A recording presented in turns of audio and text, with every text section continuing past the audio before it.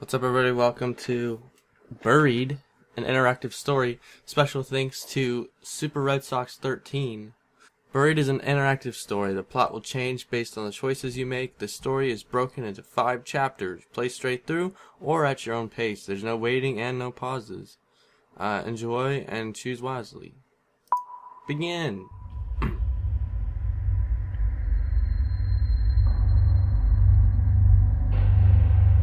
Okay. This is a text adventure type game, I believe. I open my eyes, and the first thing I wanted to do is scream. I'm flat on my back, and everything seems to hurt. The trees overhead look familiar. It's a clear night sky, almost beautiful. Except for the fact that this means I've been out cold for at least 6 hours. But there's something wrong. I don't remember what. But something happened, and my head. My God, my head hurts. And a ringing in my ears. Was there an accident? An explosion, I think. I remember Dennis screaming, but after that, I can't remember. As I sit up, I notice that my hard hat has been thrown off. I look around the area, but it's not here. It feels strange to go anywhere without my hard hat, but I've got to find the other members of my crew. They could be in danger. This means that the hard hat comes into play as like an important part of the game. But do I want to go for the hard hat or do I want to go for the crew? Let's go for the crew because I'm going to be a good guy. I'm going to try and help people. I decide my hat can wait until I figure out what's going on. I get up and take a look around the logging site. I smell something burning and don't hear any engines running. Wait, something isn't right. Was it the bulldozer? Maybe the damn thing overheated for the last time. Maybe the engine finally blew. What a mess. Well, maybe I'm jumping to conclusions. Only one way to find out, I guess. I walk over to the center of the logging site and don't like what I see. What do I see? Ooh. Crash. The logging site looks like a bomb was detonated right in the center. I don't know where to start. The one load we had managed to stack on a truck for the day is overturned. The trailer bent and the logs hanging off the back. Where the hell is everyone? My head is still killing me, and it's ringing in my ears. I can't hear anything. Not birds, not my footsteps, nothing. It makes me wonder if I hit my head after my hard hat flew off. Ran through a quick mental checklist to make sure my brain was still working. My name was Roger Hastings. I'm 41 years old, and the year is 2017. I own a small logging company. I've been logging in this strip of Kentucky woodland for almost a month now. Okay, so my brain works. That's a relief, but it also makes me fearful because something is certainly not right here. I look around the logging site, my mind trying to figure out what happened. Just about every piece of equipment has been overturned or tilted. Let's look at the truck. The truck. The hitch is completely broken, like it was thrown off in an explosion or a really bad accident. Had there been an explosion, all the fuel on the site would have started a fire. But there's no charring, no burning, nothing. I walked through the area where Dennis had been working. From the looks of it, he'd been moving slowly. He'd only taken down 4 trees today. His metal lunchbox is open and indicated that he had been taking early break. But he's not here. No one is here. Where the hell is everybody? I could try to make a call on my cell phone, but his battery's already running low. Not that it matters. The reception is crap out here. Let's try to make a call. I don't think I want to yell because I don't know what happened yet. I pull out my cell and try to make a call to Frank. It rings and rings, then it just goes to his voicemail. But before I can leave a message, my phone goes dead. Great. I hope I don't need my phone anytime soon. Might as well start walking. The highway is almost a mile back through the woods, down the gravel road we used to reach the site. Maybe the crew ran that way for help. But why would they have left me? Were they scared? Out of sorts? Maybe I can catch up to them, but with my truck turned over on its side, it looks like I'll be walking. My god, I can't even remember what I was doing before waking up on my back. Wait, what's that underneath the bulldozer? Oh my god, it's a leg. It has to be either Tony or Dennis. The dozer looks unstable, like it might just roll some more. Might not be safe to get close, but at the same time I can't just leave him there. I bet he's dead though, whoever it is. Hey, I yell, are you okay? Are you alive? I skip over the stray logs and wrecked equipment to get closer. Seeing the dozer teeter makes me think maybe I should have grabbed my hat. Ah. I can see a bit more of the leg. The jeans are soaked in blood. I recognize the work boots. It's clearly Tony. His leg is bent at an impossible angle, nearly crushed flat. The closer I get, the more apparent it becomes that Tony didn't survive. Let's leave it alone, because if he's really obviously dead, I'm not gonna kill myself. There's nothing I can do for him now. I start to back away slowly. In my shock, I stumble back, suddenly tripping over one of the stray logs. I bang my head hard on one of the logs. As I fall, instantly I can feel massive lump forming on the back of my head. Damn, why didn't I grab my hard hat? I don't know. I told you I knew I was gonna do that. But what hurts more is the realization that Tony is dead. Looking at him, I feel something rising up my throat. In my throat. I don't know if it's a scream or vomit, but I have to push it away. If I lose my cool right now, there are too many questions that will go unanswered. Shit, I can't believe this. Tony, he had 2 boys. He coached his oldest son's baseball team. He was the hardest worker I had and one of the most honest and reliable men I knew. This isn't right. I can't stay here. I have to find Dennis, Frank, and Joe. I have to find out what happened here. Okay.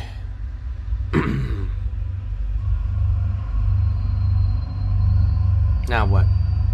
As I walk through the stacks of logs from last week or so, or from the last week or so of work, everything feels frozen.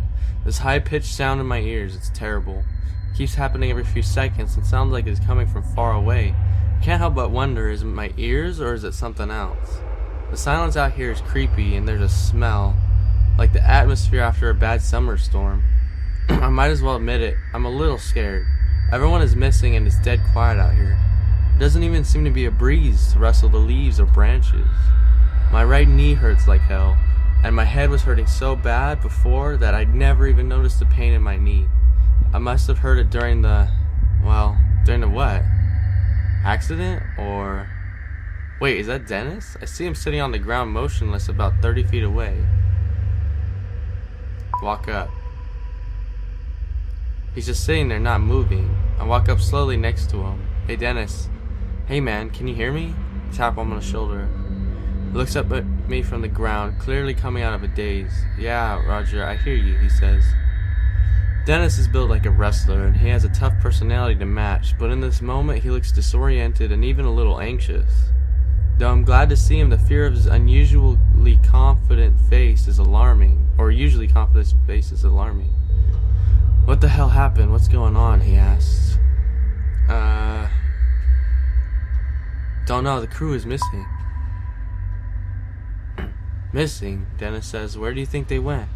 I'm not sure, I say, but it has me pretty freaked out. Something's not right here.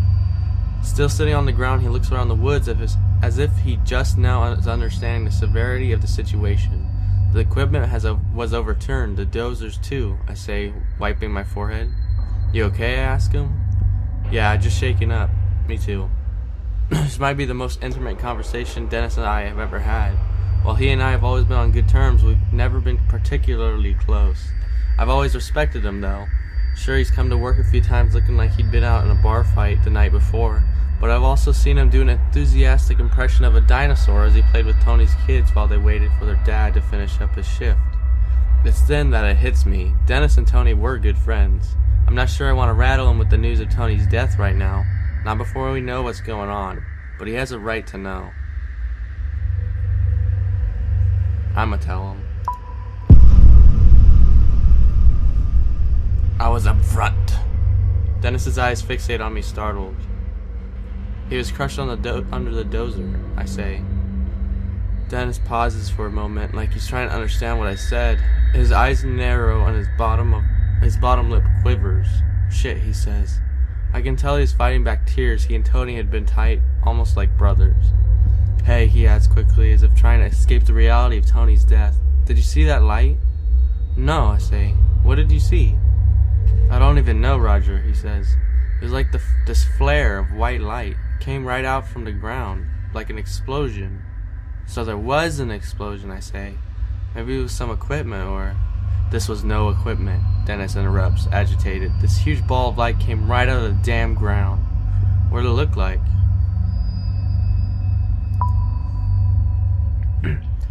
Like looking into the sun, he says. It just feels like someone stabbed me in the eyes with a hot knife. When? I'm not sure, he answers. But I had finished about 10 trees for the day. I was about to top one. That's when it happened. You're almost done with 10 trees, I asked. Yeah, he says, looking at the ground. You know, I wouldn't want to take a lunch break until it was done. And that's when the light blew up. Why? You don't believe me? I believe you. He saw what he saw, I think to myself. He has no reason to lie about this. My God, are you okay? Yeah, I'm fine, he says. But, if I'm being honest, it scared me pretty bad. And if it's all the same to you, I'd like to get the hell out of here. We both stand up and start heading towards the road. It isn't until we start moving that I see Dennis is wounded.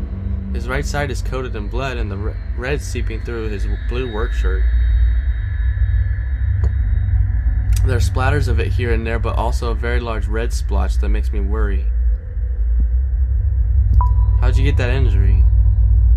I'm not sure, Dennis replies. It must have gotten thrown or hurt somehow from that light. It's then I notice the strange ringing noise is still filling the air. Hey, I say, stopping. Do you hear that high-pitched ringing noise every once in a while? Dennis looks scared when I ask him this question, and he just nods. I thought it was just me, he says. He looks out of sorts and uncertain. I've never seen him like this before. It's obvious he's looking for some reassurance. Even though I'm his boss, there's something very unnerving about this. We'll be okay, it's probably nothing. Should I don't know. I don't want to like put it down. It might be something. I'm sure I sound scared, but I don't really care. I look to Dennis and see that my confusion and fear have seeped into him. And it's that disappointment on his expression as well? I think so. It's as if he asked me to be stronger or to assure him that we're fine and nothing out of the ordinary is happening. We both start moving forward and don't say another word. Did you try to call Frank? Dennis asks. I know he has his cell on him today. I can't, I said, cursing myself. I used up my battery trying to call you earlier. That's when it's then that I notice something that makes me stop. 10-foot wide hole in the ground. But there's no stray piles or removed dirt or rocks. It's clean, smoothly dug, cutting into the earth, wide but only a few feet deep. It looks unnatural, like the ground was just deleted. No shovels or diggers used. Dennis walks over to it. This looks like the same kind of hole where I saw that light come from the ground, he muses to himself. I say nothing. My mind is spinning, but I don't know what to think. We need to get the hell out of here. Oh, he didn't say hell, but whatever. At that moment, that ringing noise carries through the forest again, sending a shiver down my spine. Dennis is right. There's something strange going on, and we might not be safe here. But that ringing sound could be a clue to where the rest of the crew went.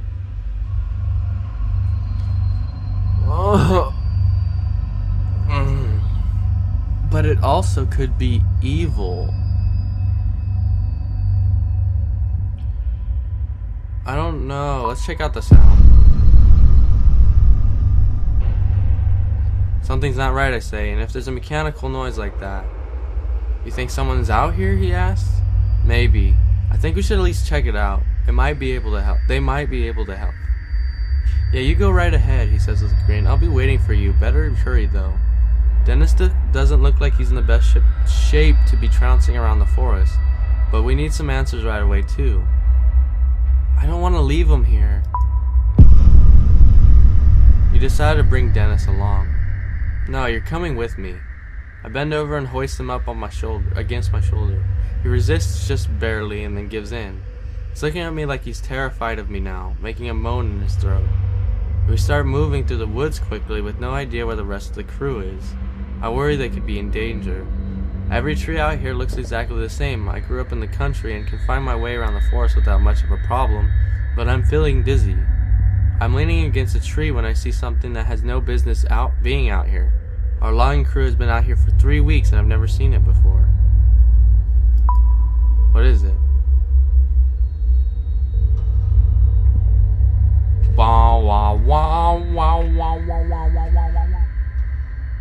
It's a small building, sort of like a mixture of a shack and a bunker. Looks like to be made out of concrete, but moss and weeds and plain old erosion also make it look sort of mystical. It looks like something out of a demented version of a medieval fantasy movie. What the hell is this? Dennis asks. I have no idea. You purchased this land, right, boss? Dennis asks. Didn't you survey it? I certainly did, I say, getting a little defensive, but this wasn't here. Do you think the others maybe went in there? He asks nervously. Why would they do that? I ask. I don't know, but they aren't out here. If they aren't inside, they're probably dead, like Tony. He looks at the ground as he says this. I wanted to go inside, not just to find my crew, but also to appease my curiosity. That ringing noise is coming from inside, but something about this place seems incredibly strange, especially located all by itself out here. It simply does not belong. I wonder, do we knock or just go in? Dennis asks. I can tell that he's trying to make a joke, but it falls flat. I'm starting to think his humor is a defense mechanism for his fear. We both look ahead, take a moment to realize that what we're about to do, and start forward. We get no more than 3 feet closer when Dennis wobbles. Reach out and steady him.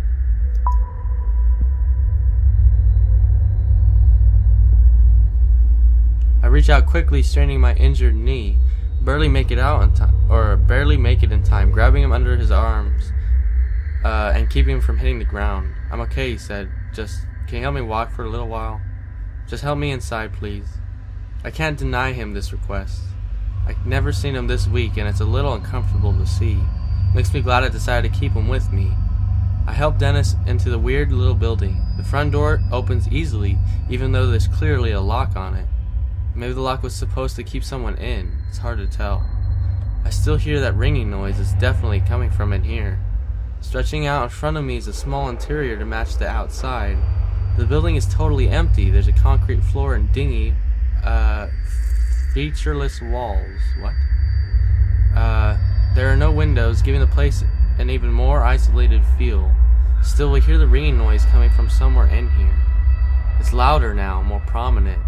The interior seems confined at first, but a small set of concrete steps leads about 5 feet down, revealing a corridor. Uh-oh.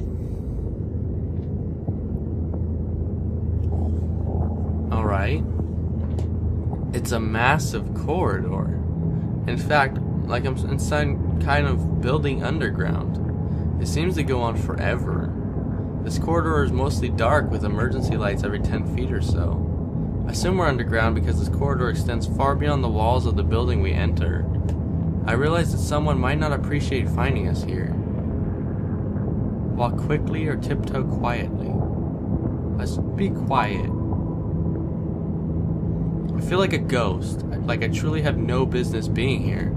Dennis leans on me for support. We move slowly, our feet not making a sound. If anyone is in here, I want to make sure they don't hear us. We tiptoe forward as softly as we can. As I carry Dennis to the far end of this otherwise featureless place, I see a flight of concrete stairs leading down. I have to set Dennis down on the floor. His weight is killing me. Dennis, are you okay? Stop worrying, man, he says. I'll be okay. I just need a minute to rest. But looking at him, I'm not so sure. I can still hear the ringing noise every so often coming from somewhere in here. I look ahead at the concrete stairs, pointing towards them so Dennis sees them. Can you make it down those stairs? I ask. He stands up slowly and visibly making an effort to not fall back down. Yeah, he says, and sounds a little irritated. He starts for the stairs without me and I have no choice but to follow. We approach the stairs and just by looking at them, I get the sense that we're crossing some sort of line here. There may very well be no going back. Alright. Why would you get that feeling? I don't don't understand. As I head down the stairs, I notice they look aged. That damn ringing noise is somewhere below, louder than ever. I feel like I'm walking down into the cellar of a haunted house. That light becoming scarce as the stairs make a slight turn. I can feel the temperature drop. Dennis makes it a few steps down before he's leaning on the wall. He's breathing like he just finished a marathon. Pause to give him a break. Let's take a break, I say, putting my hand towards his shoulder to help steady him. Dennis lets out a sigh. Thanks, I don't feel too great, boss. As we both squat down on a stair, my mind seems to lock in on the unknown fate of the rest of my crew. Frank is married, and I've met his wife a few times, a nice woman with a huge laugh. My heart sags a bit when I realize I might never again get to hear him belting out classic rock tunes during lunch break. Joe, while I don't know too much about him, he's 22 years old and is considering community college. His folks are deadbeats, so he has been providing for himself since the age of 16. Maybe I still can find them, and still get to hear Frank singing in his deep baritone voice after a few too many drinks. After a few moments, Dennis says, "Alright, let's keep going." We both stand up, leaning on each other. I have to make Dennis stay behind me as I stick my foot out in search of the next step. I can't help feeling like a child as the very powerful fear seizes me. I'm expecting a monster to reach out of the darkness, slicing into my throat. After what feels like forever, we come to the bottom of the stairs. We're closer to that ringing noise now. A door sits securely in the wall, and looks just as out of place here as I feel. A sliver of light seeps through, illuminating the area. The door has what looks like a panel with lots of labels and lights. Small embossed print above the panel says, "Level 1 entrance gate, transport sector," and there's a button with no label. Let's inspect the panel. The panel looks like a diagnostic or alert system of some kind, each label meant to communicate some status. Lockdown engaged, experiment in progress, shutdown engaged. Those all appear to be off, but one of the phrases has a slowly blinking red light next to it. The only powered light on this whole thing. Abnormal entity breach. What the hell? I slowly push the door open when Dennis suddenly steps in front of me, taking the lead. "Let's go," he says. "I want to find what the hell this place is." As Dennis walks through, that ringing or beeping or whatever gets a little louder. The door closes behind us with a click.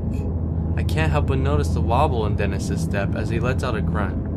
"You sure you're healthy enough to keep going?" I ask. "It doesn't matter. I don't want to be in the woods right now."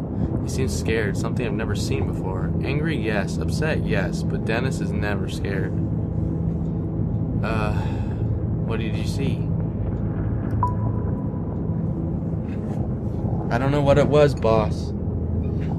It was like someone had left a radio on, crackling, but we don't have any radios at the site. It was, I don't know. It was like something in the forest was moving."